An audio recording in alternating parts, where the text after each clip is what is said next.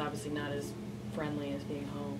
Yeah, I'm excited about it. We'll talk about it all week. You know, you got to play a bunch of road games. You know, so if you're not very good at handling those situations, then the season's not going to be it's not going to be a success. You know, so I like road games. You know, the routine typically is the same as a home game, and you go to the locker room at the same time, and you put your stuff on the same way, and you go out there and you play. You know, and there's been plenty of road games where it's been loud, and we've obviously been outnumbered and been able to come away with a victory. So to me, it's not a whole lot of difference.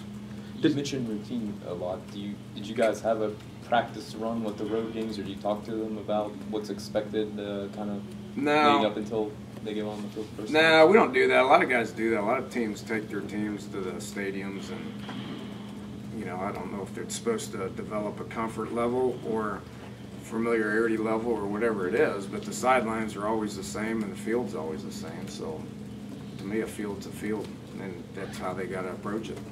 Do your game day duties change on the road? Are there any more requirements of you as a head coach than there were in the past, taking on a road trip? I wouldn't see what they would be.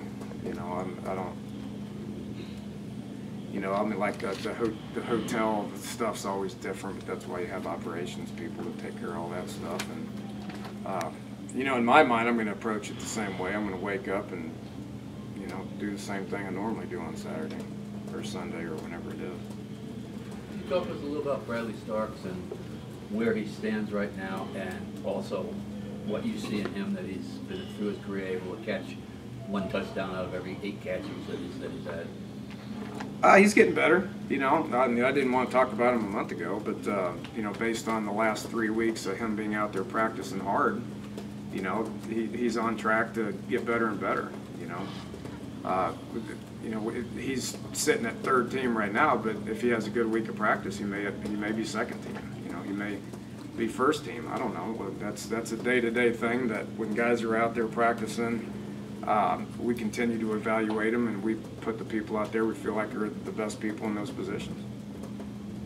I understand what you're saying about injuries, but do you know what happened to Tavon's hand or whatever on game day? I mean, he's not out, so we're not talking about him. Have you juggled anybody in your short yardage package? Have you thought about a bigger back in that trade formation at the back end of it or anything like that? Maybe I should, based on what I witnessed the other day, which is the same thing you witnessed. But I don't think there's anything wrong with our scheme. I mean, we've been able to score touchdowns with those size backs for the better part of the last 15 years. I don't know. All of a sudden know that the scheme got all screwed up based on the weight of the running back that's carrying the ball. I don't think that has anything to do with it. If your answer was just to give the ball to a big back, well, everybody'd have a big back. Kendall Hunter was 185 pounds and scored 20 touchdowns last year. I don't think it has anything to do with that. I think what plays we call in specific situations and getting Gino on the same page as us, she was as much to blame for those 6 plays down there as anybody. And that's coaching, and that's on me, and I'll take responsibility for that. And then being able to punch it through based on toughness, targeting right, and finishing blocks, and all that is something we'll get better at. Andy, you don't script plays at the beginning, right? Not like 15 on paper that you go out and run over. We have, 15, 20, 25, something like that. I can't.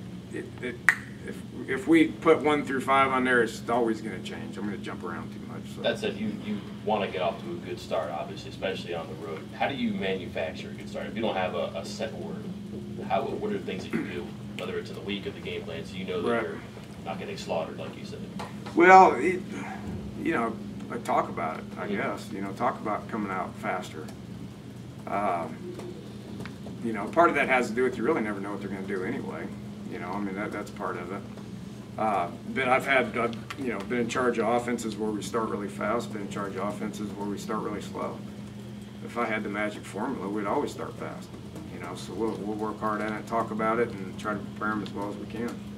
How then you narrow down, though, what you'd like to call early? Because you do narrow down into a package that you feel good. Yeah, might need to do a little better job of that. Just as far as getting plays that will be positive plays and putting the ball in play and that sort of thing. I don't know. Maybe I didn't do a very good job of calling plays the last few weeks. In sports, anytime anyone has success, people change their approach on a batter. You know, is hitting a certain pitch, they'll throw them different pitches, etc.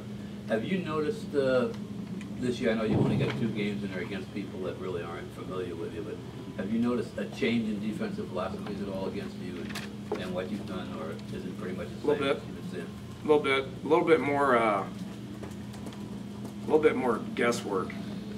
You know, a little bit more just rolling the dice on what you're calling is what I've seen. On their part. On their part. On their part, which, you know, you watch a whole bunch of film and you develop tendencies on the defense and you try to figure out what they're going to do in what situations and call plays according to what you think they're going to do. And then you call the play and you're stuck in a play where they're hitting it right in the teeth, you know, which is discouraging as a coach, and that is a tendency that they didn't show, but they're going to change some tendencies. I always know that people are going to change tendencies, so we got to be a little bit more alert on the sidelines, you know, in between plays and in between series to try to figure that out. It's all adjusting on both sides, I guess. It's the name of the game. Yeah. I can assure you can't come up with a 25-play script and run those 25 plays twice and be successful and all that. You got to figure out what you're doing. It's on both sides of the ball.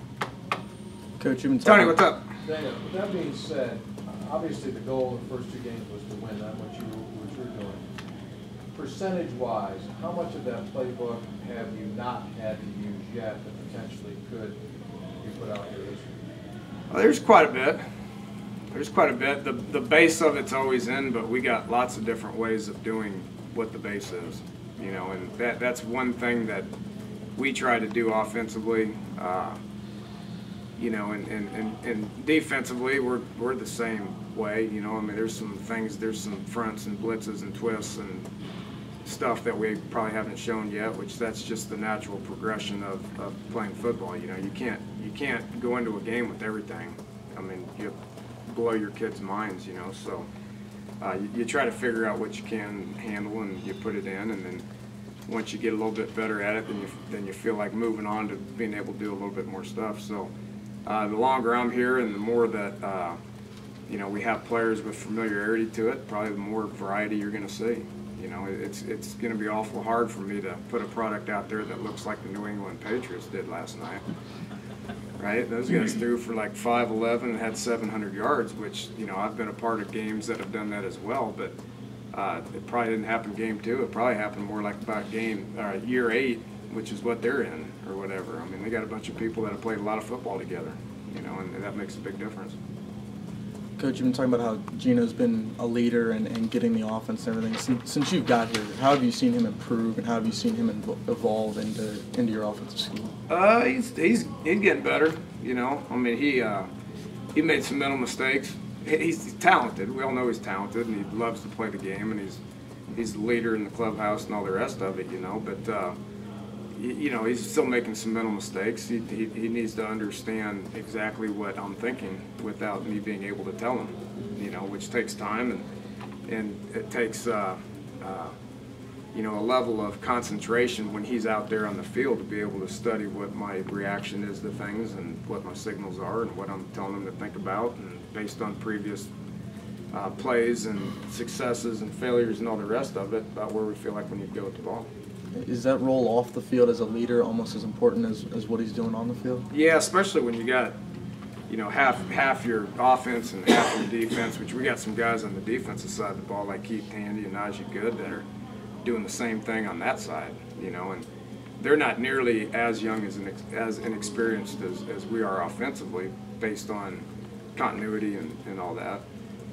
You know, but having Gino being able to have that kind of leadership and confidence in what his abilities are is certainly an advantage. Going back to the importance of a game, Maryland traditionally, West Virginia's beat them 24 times over the years, and 23 times they've had a winning season. And about 6 or 7 of those times, that game has meant the difference between, you know, like 6 and 5 or something like that.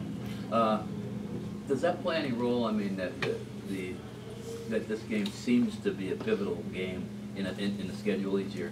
So what you're saying is we should put all the eggs in this week's basket, and if we don't win the game, we should just go ahead and forfeit the rest. Not show up. We still need to show up. You still need some coverage to do, right? Yeah, I gotta work. Yeah, you gotta work. So if we're not working, you're out of luck. I heard that this morning, and I don't pay any attention to that. I mean, we're gonna, this week is 100% about Maryland, and then based on the outcome of the game, whether we want it to be a gauge or y'all want it to be a gauge, our job is to line up and prepare to play the next opponent as much as this opponent. I mean, that's just the way we're going to approach it, and I'm not going to veer from that or change how the routine of the week based on who we play or what the outcome of the previous game was. You mentioned not being like the Patriots last night. It's going to take time before this offense kind of clicks. Do you feel like there's expectations that people are putting on you guys that you should be looking like that at this point? Do you feel any pressure that the offense should be doing things that it's not, or? Yeah, I think so. I think so. And we tell, no offense, but we tell coaches and players not to read anything that you guys write. And there's a reason for that, because really all that matters is what the players, when we meet in here as a team, really all that matters is what we think about ourselves and what our abilities are as far as being able to become the best football team that we can. So do I think we're pressing a little bit offensively? Yes. Do I think my expectations are bigger than y'all's expectations? Probably so, but our players can't be like that. They need to just understand what their job is and try to get better at it every day and not press. The truth of the matter is we've scored on 70% of our drives, which is really high. And we probably won't maintain that throughout the season. On the three places I've been the last 3 years, we never scored on 70% of our drives. So the expectations are high, and I'm probably guilty of that as well. And it's our job as coaches to make sure that our players understand that it doesn't matter what expectations are; it's what we feel like we need to do in this room. All right, thanks, guys.